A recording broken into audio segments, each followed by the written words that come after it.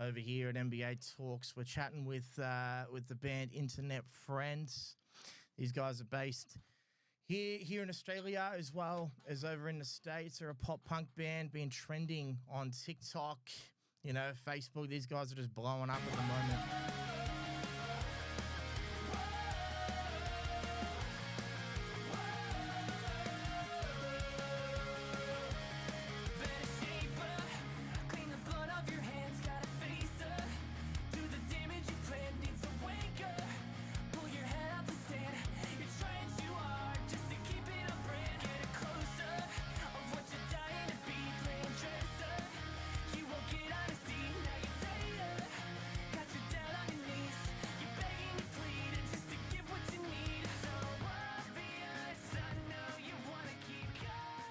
So yeah, we're going to bring him in. Let's go. What's up, boys? How are we? What is up, Geordie? We're good. Well, I'm good. Are you good, Michael? I'm feeling great. You're feeling Thanks great. for asking. I'm good. I'm good now. I'm talking to you guys. That's I've had the a way. strange morning. So I woke up. I went to the gym, and then So what time is it now? It's 11 a.m. I skipped cardio today, and I rushed back from the gym and almost got a speeding ticket because I thought the podcast was an hour before it should be. So then I came in, I was scrambling, thinking, fuck, I'm going to be late. I've got to have a shower and all this shit. And then, well, I don't know if you can see in the background, but we have a very sick little doggy. She's called Belle. She's like a Jack Russell cross. Oh, man. She's 18 years old, and she spewed all over the carpet. So then I was like, fuck. Right. So I had to clean all that up and give her a hug. And then I rushed upstairs, went into the shower, and we've got no water. And then I remembered, oh fuck, they're doing maintenance today. So I stink, I'm sweaty. And then I got to my computer and was like, right, I'm ready. And then I was like, you ready, Michael? And he's like, the podcast is in an hour. I'm like, fuck. Man. No. Far out. When it rains, it pours. Hey, like you just sit there. You're Melbourne. like, Melbourne, bro. Especially in Melbourne, man. Our weather's shocking, man. So yeah, I really want to get to know you guys. Where you come from. What are your influences? What got you on this journey? The journey of internet, friends. Yeah, of iNTeRNeT FReNDz. Well, I'll start with my part. I started in bands and writing songs when I was a very small kid. I think I wrote my first song when I was maybe 10 or 11. It was terrible.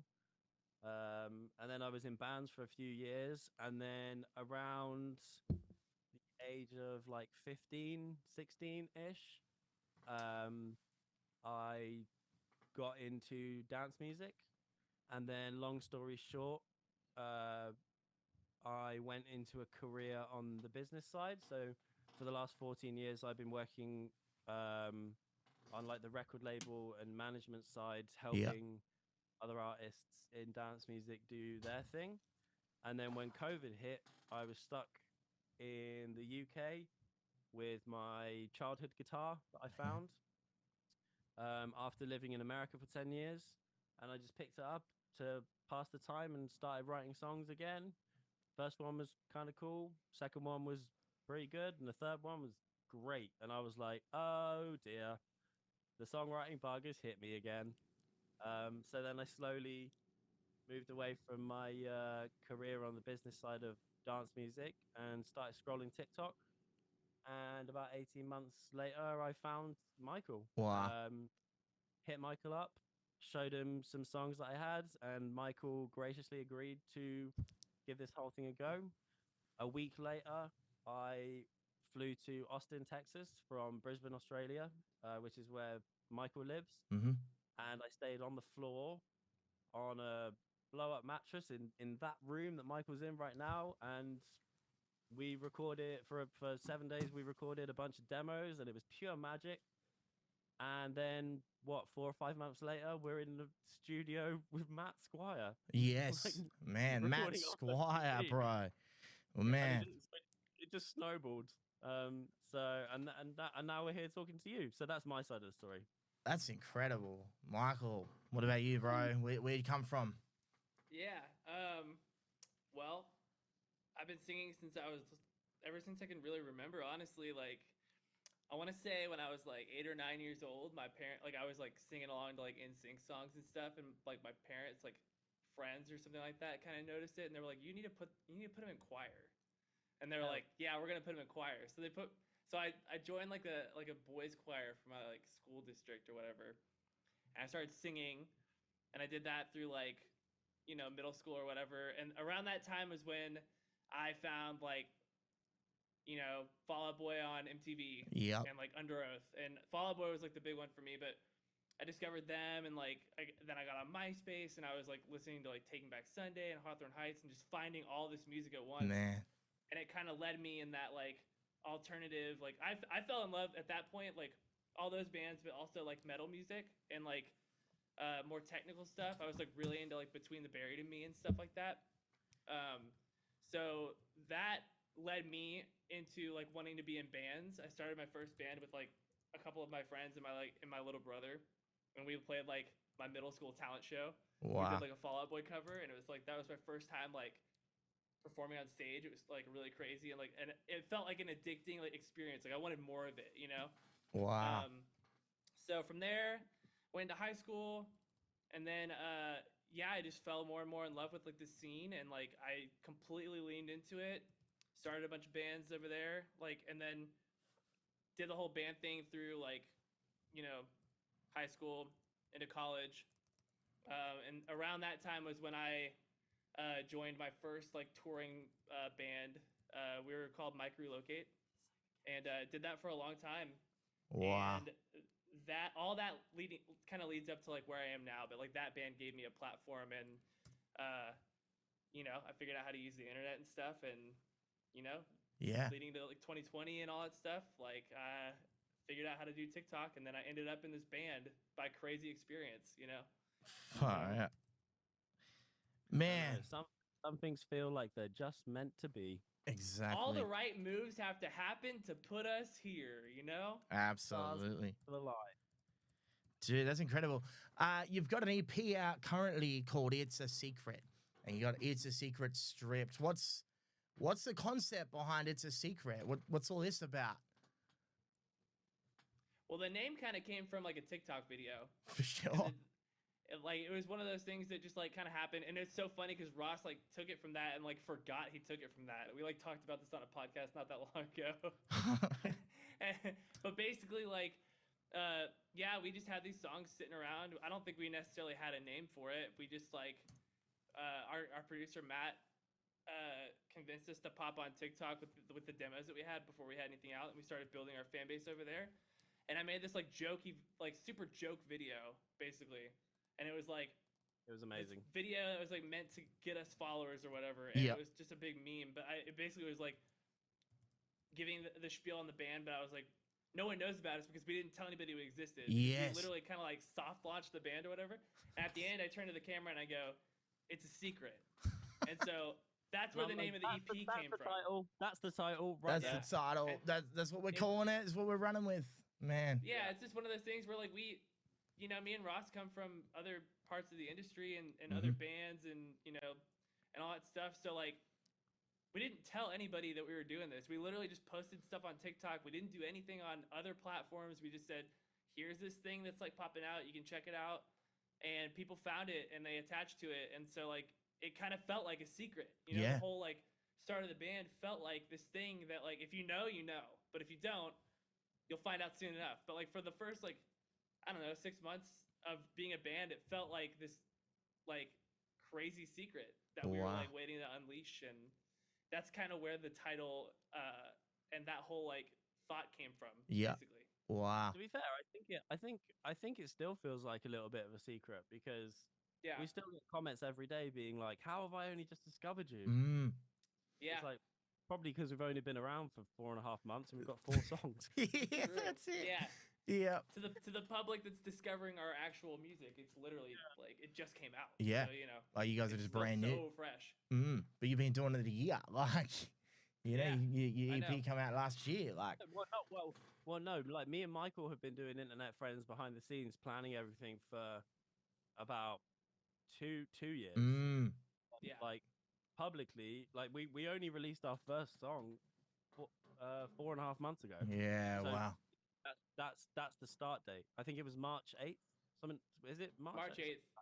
Yeah. March 8th was the first song. That's even though we were on TikTok for a few months, just Yes. like being like, hey, we're a band with no songs. Yeah, well, Like, For it's a almost secret. a year. Yeah. Wow. We were on TikTok for Yeah. like a year before we posted any like actual songs, which is crazy. Far, pretty yeah. But yeah, Yeah. but for me, the start date and the anniversary date is March 8th.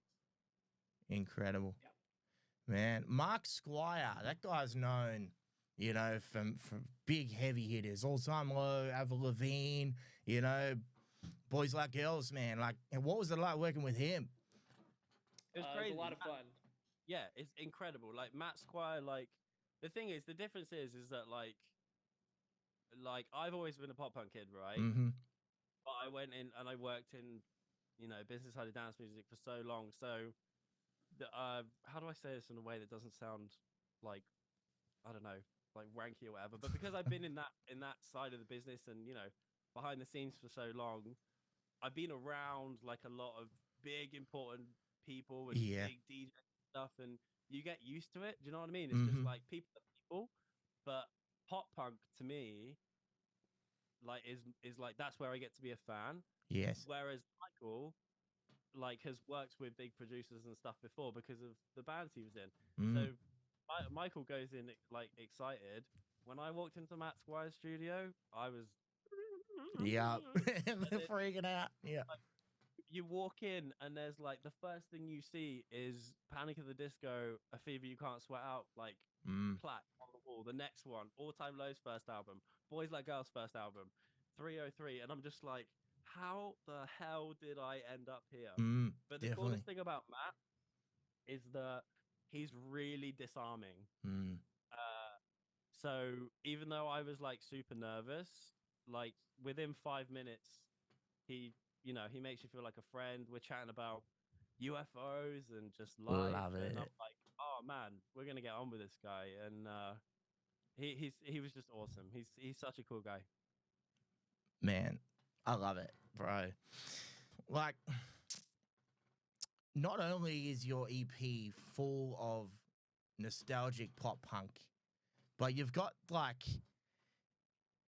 you put a power behind it that's still, you know, it's breaking into that modern pop punk as well, but still has that, you know, hat off to the old stuff, you know, the Simple Plan, the All Times Low, you know, those guys, man.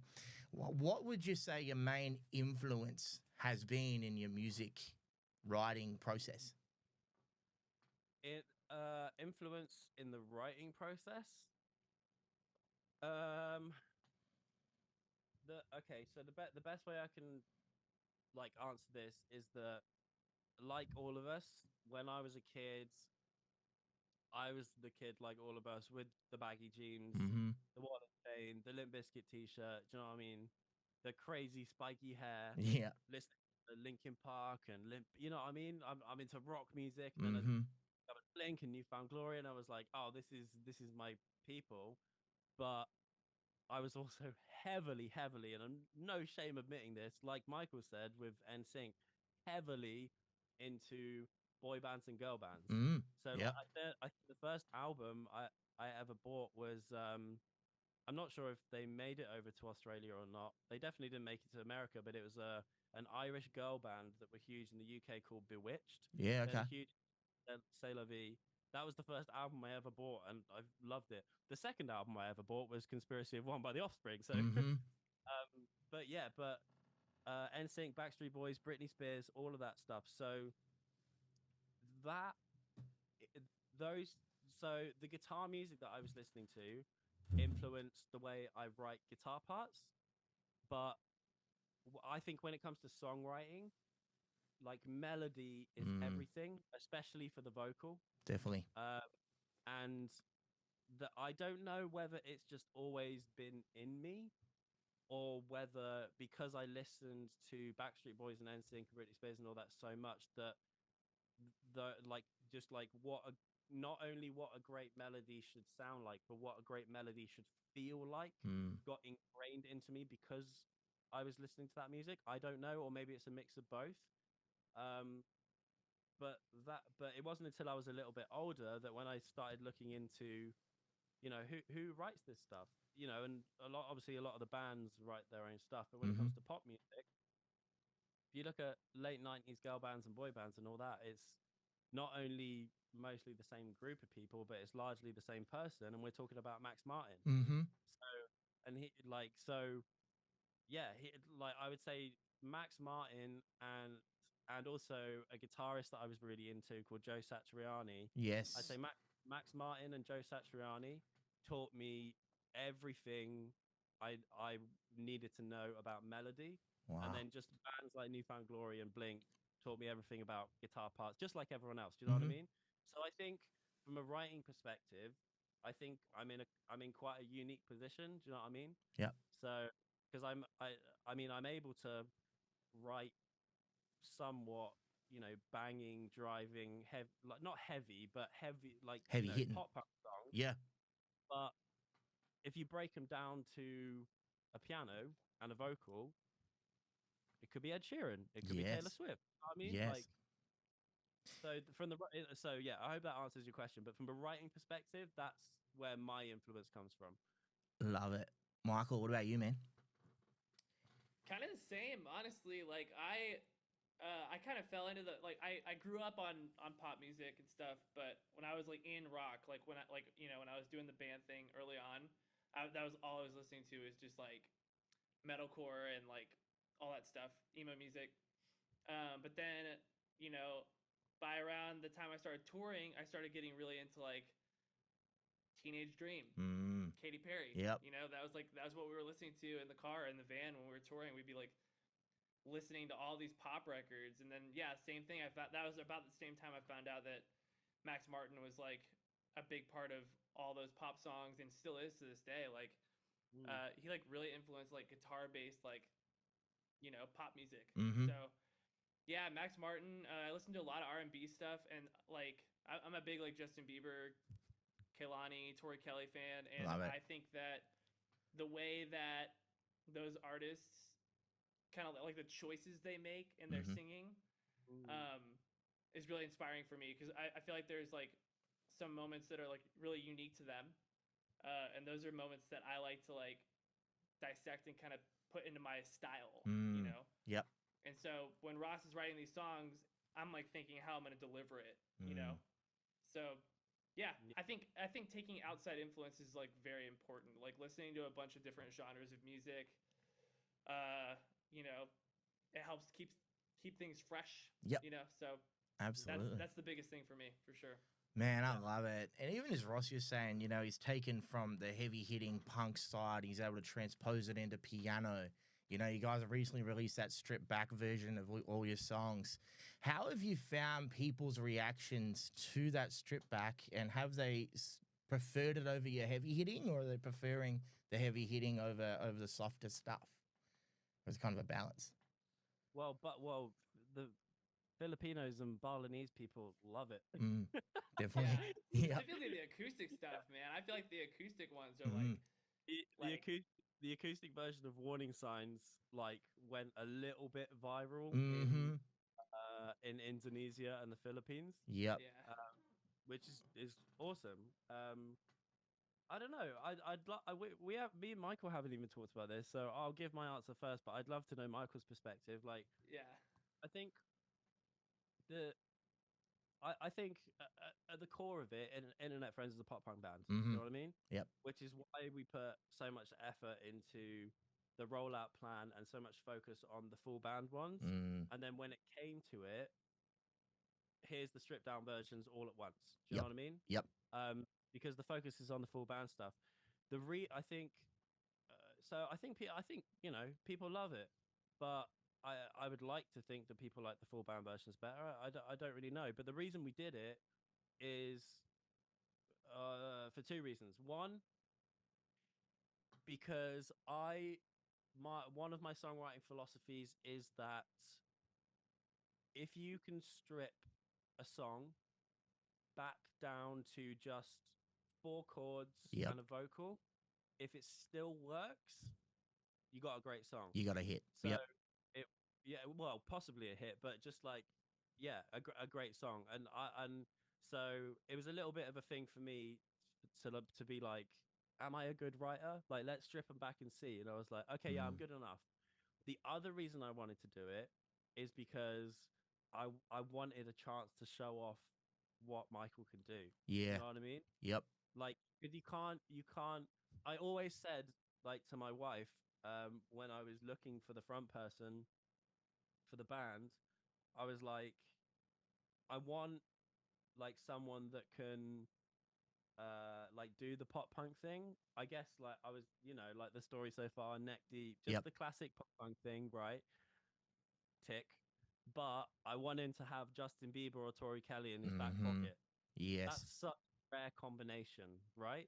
And in my mind, I was like, I know what I want. That's what I'm searching for. But does it even exist? Not only does it exist, but Michael can also, when we want to and when it's appropriate, hit those crazy high notes like Sleeping with Sirens. Yes. You know what I mean? Wow. So that's just an added bonus. So point is that like I just wanted to do some other versions that shows off that The Michael range. ain't just pop punk. Do you know what I mean? Michael's a fucking singer. Do you know what I mean? Like, yeah, he's amazing. So yeah.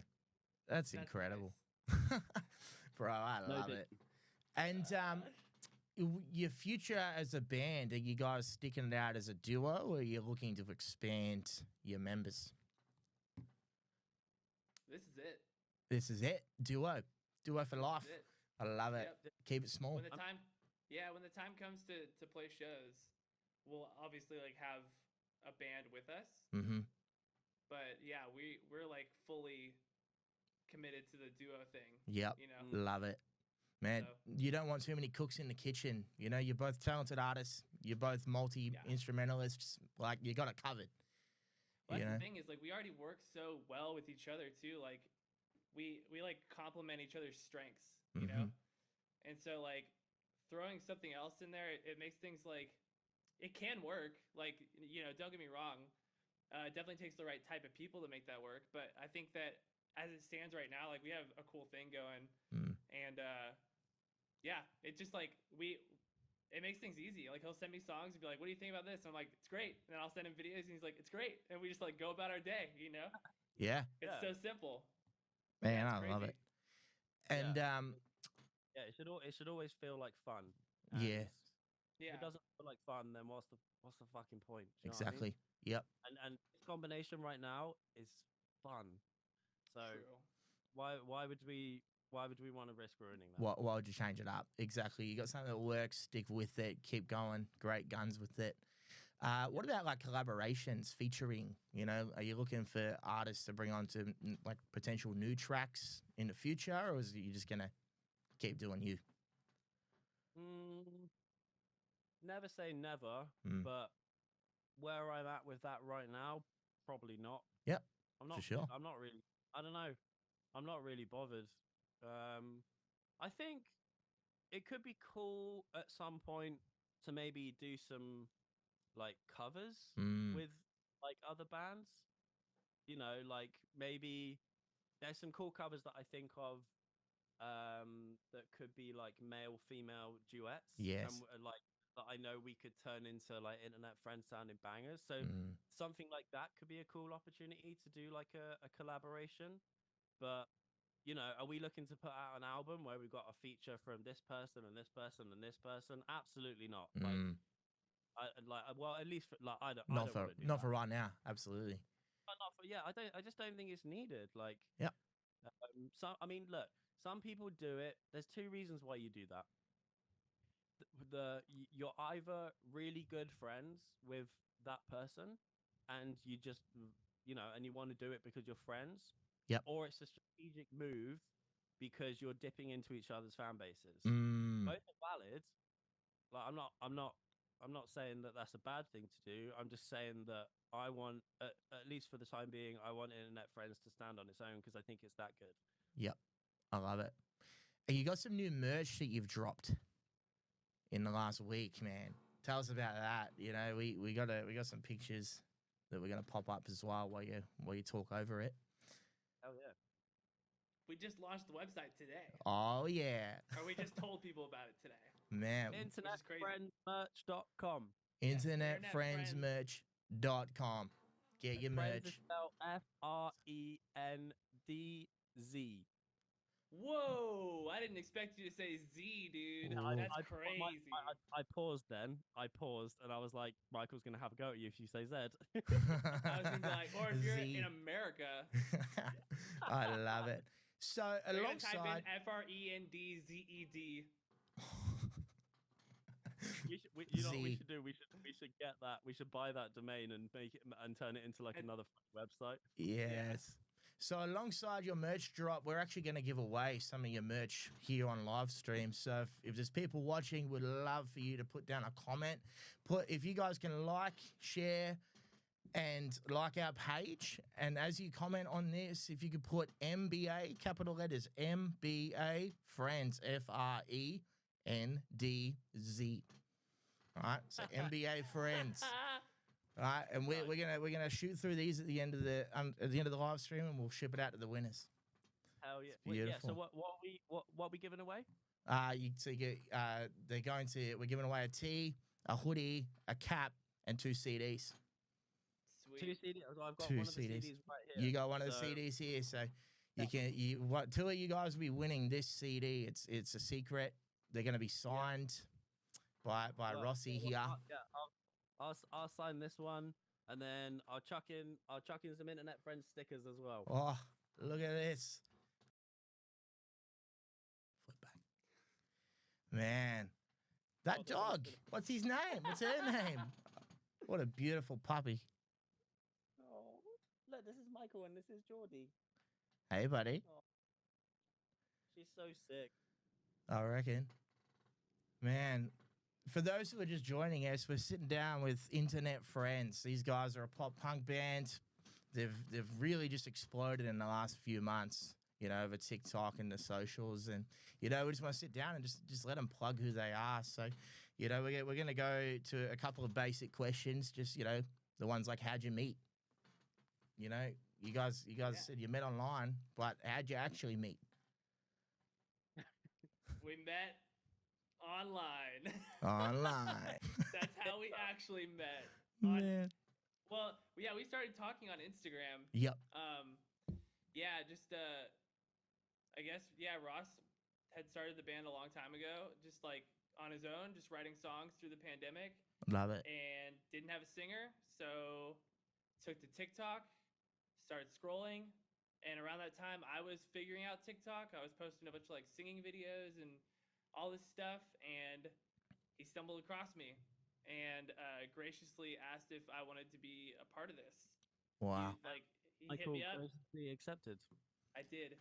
He asked, he hit me up and was like, I've kind of got a proposition for you. I'd love to talk to you about it. And at the time, you know, he was running a dance label. Mm-hmm. And I was kind of like in and out of like producing in that scene. So I was like familiar with, you know, him and what he was doing. And so I popped on Zoom with him. I was thinking, you know, maybe I'll pop on some tracks for some of his artists. I don't know what this is about. I have no idea what this call's about. And he was like, I've been writing a bunch of songs. He had like 50 or 60 songs sitting around and no one to sing on them. Man. And we listened, we like jumped on Zoom, we vibed, we like got a feel for each other. Yep. It felt very natural. It was cool. And he showed me some of the songs and I was like, give me like a day or two to think about it. He was like, cool, if you say yes, I will fly to you and we'll do demos for like a week. And I was like, that's crazy. That's incredible. And yeah, it's nuts. And then I think the next day I was like, dude, I'm in. Let's do it. Let's go. Man. And he booked tickets and he came and he stayed in this room in my apartment for about a week. And we just banged out like 6 songs. Wow. So, yeah. Yeah. And when you flew over, man, was it kind of just like, is this guy gonna kill me? like, kind of moment. Dude, Like, it's one of those things where like, you know, every band that I've been in has happened because I've met someone online. It sounds crazy, wow. but that's how it's happened. And I've been familiar with everybody to an extent before like saying yes. Yes. So like, you know, I felt really comfortable being like, yeah, like come through, dude. Like the worst that I felt like the worst in that situation that could have happened was that we'd have an awkward week. For sure. You know, like it would have been just a little weird. And this guy be in my house for a week, and that would kind of be like, whoa. But it wasn't that at all. It was like so effortless, and like it felt like I'd known him for like 5 years. You Wow. know? Like I picked him up from the airport, and we just like shot the shit immediately. And you know, it's like kind of rare that you find that. You know, it's sometimes you find people you just like really click with, and yeah, it was like it just felt like a crazy a week that was like meant to happen. You know. Yep.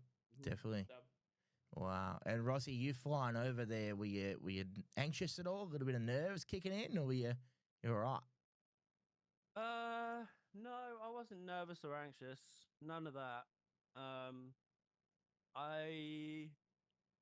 I guess I was when I got off the plane. Going there, I was full of confidence. I was like, this is the guy. We're gonna have a great week. I know the songs are good. Like I could see the next 10 years. You know what I mean? Had the hindsight. Yeah, but I don't know. I don't know how Michael would describe himself, but like, I'm actually like I'm quite you know, when it comes to podcasts and stuff, like I'll pipe up and have a good time or whatever. But like off camera, I'm kind of like just quiet and chill. Yep. And if I need to, I'll put the effort in to chat to someone and get to know them. But it's not really me. I'm quite reserved. So when I got in that car, I think I was a little bit nervous because I was just in my head. I was like, you got to turn it on. You got to force yourself, like, you know, out of this social anxiety and just ask questions. You know what I mean? Yeah. And then after about 2 minutes, I was like, it's one of us. One of us. Yeah. And I was fine. That's I think incredible. It's cool. Like I feel like you carry yourself really well in social situations. Like I'm the kind of person that like sometimes like I need someone to like I don't know, keep the conversation going. Like it's one of those things where like sometimes if I'm with someone that just stops something, like I have a hard time like picking a conversation back up or bringing something else back up, you know, like keeping it going. Like that's where it gets awkward for me, but like yeah, between us it's just like flows. Incredible. You know what I mean? Again, it's like it's just one of those things where like yeah, for me like I can tell real quick if I click with somebody, you know. Yeah. And just as dumb as each other. Yeah. Man, I love it. Yeah. And you guys have you just got a mural put up here in Brizzy of your logo up in one of the canals there. Tell us about that. Oh yeah, well I've like just as like a side hobby, like I've always been into drawing and graffiti, especially, and yeah, I've always sketched, I've always drawn just for fun, and one of my wife's good friends is married to a guy called Isaac, and I've been hanging out with him more recently, and he is the same, but he's really great at spraying. Like that's his. You know, he gets commissioned to do the front of shops and that kind of thing. Awesome. And I'd never sprayed before, so he was like, "Oh, I'll take you out with me." And there was a legal spray wall down in South Brisbane. And yeah, like he put this design together, and we kind of just did it together, and it was amazing. That's beautiful. It was so fun. I got covered in paint. It was my first time spraying. It's probably been sprayed over by now though, but yeah, I hope not. I hope not. It was a beautiful piece of work. If you guys haven't seen it, check it out. Yeah, man, it's beautiful. Pretty stoked for my first time. Oh, I reckon. And if you guys, you know, could do this journey all over again, you know, you guys as a band, would there be anything that you guys would have changed, or are you guys just like this was it, this was the best?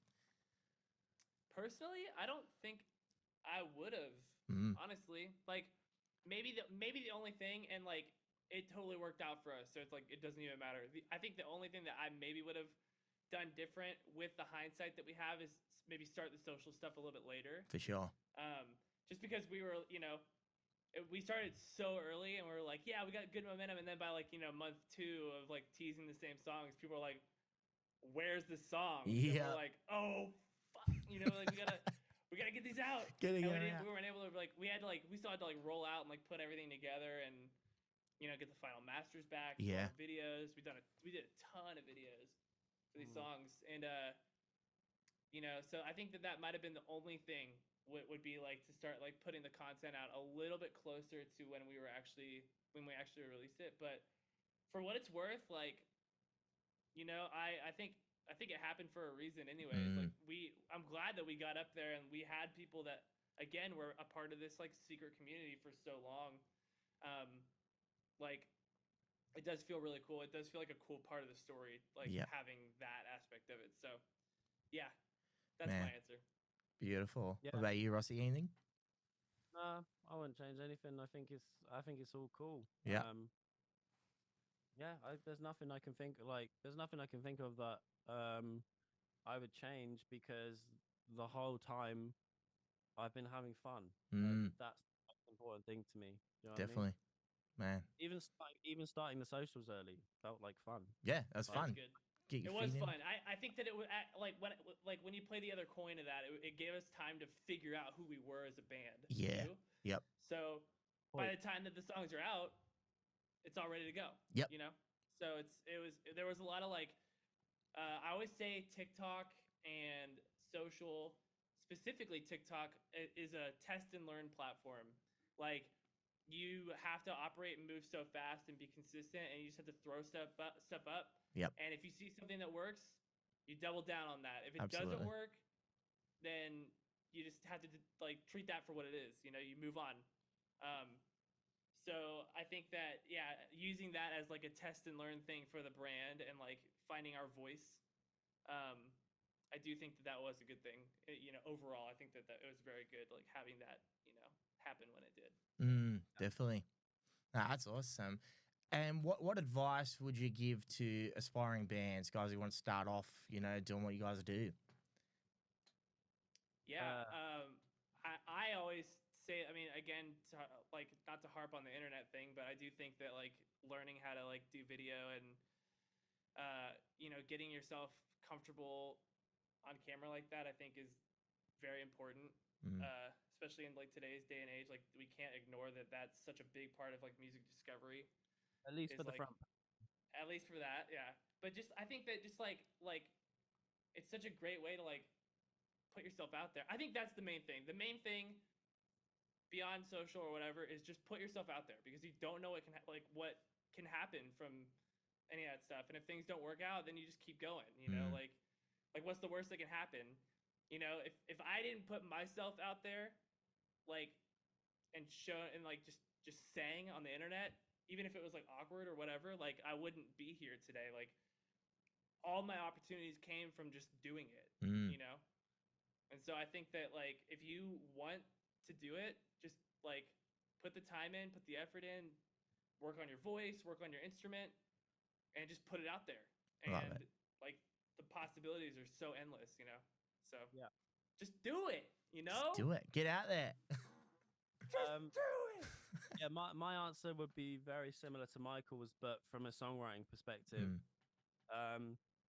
If you want, I think it's possible to have some success with mediocre songs and a good voice.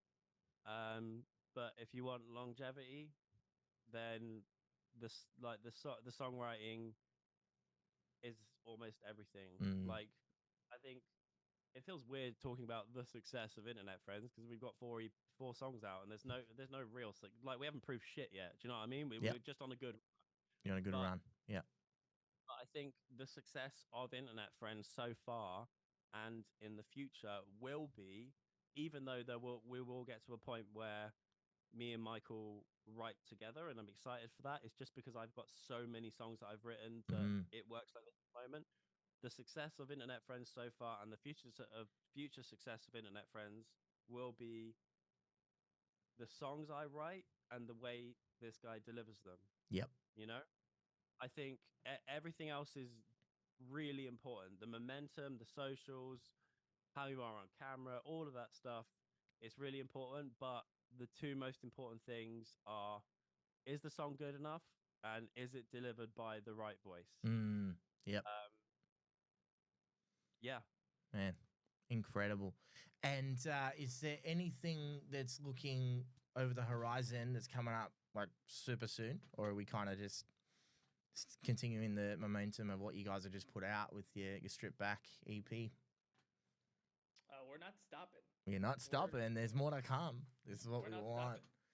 We have we actually recorded another EP pretty recently. Wow. But yeah, so we are trying. What'd you say? I said just wow. a rumor. It's just a rumor. It's just a rumor. It's just a Sorry, rumor. It's a you know, secret. Just a rumor. Yeah, it's just a rumor.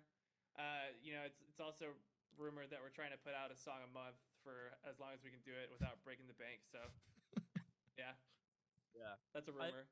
That's a What's rumor. next? I don't know how many weeks it is. But we're putting out our first cover in a few weeks. Oh, which will be- Yeah, beautiful. it's like I think like 2 weeks Is or it 2 something weeks? like that. It's like a couple weeks, Wow. maybe 3. I don't know, something like that. It'll come out. Something's you know? coming. Something's coming. Something's building. We're excited.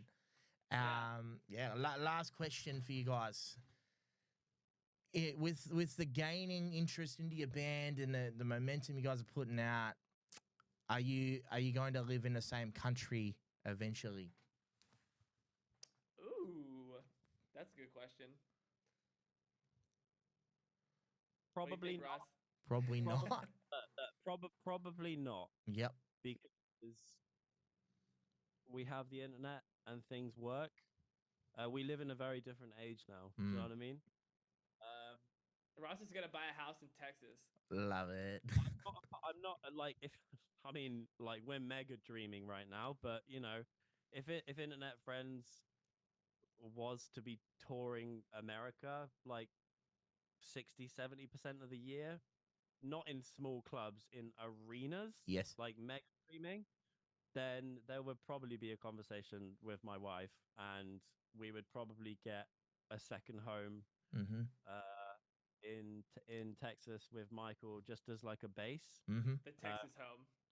A Texas home, yeah, like just as a base. Mm. But like I lived in America for 10 years, and I lived in LA for 10 years, and I've that part of my life is I feel like that chapter of my life is kind of over now. Do you know what I mean? Mm-hmm. I'm British born, as you can tell by my accent, but I'm an Aussie man. You're an Like Aussie. I love this country so much. Like I love especially Brisbane. Sorry, Mhm. Melbourne, Sydney, and Adelaide, and all the others. Oh, the others. Yeah. Perth, I Perth love it. always gets forgotten, don't they? That's it. But I love this country, and yeah, I don't know, man. And never say never, but I believe we can make it work from 2 countries. Yeah, absolutely. And your internet friends, right? It's you won't be friends if you're not on the internet. There you go, yeah. See ya. Yeah. See ya. It'd feel pretty fake if we were in the same spot. You know what I mean? Yeah. Then we'd just be friends. That's the second time I've made that joke in another context. Yeah, you would just be friends. No more internet. Yeah. Change your name. But you guys have been incredible. Thanks heaps for coming out on the show. It's been incredible. Beautiful. Appreciate you.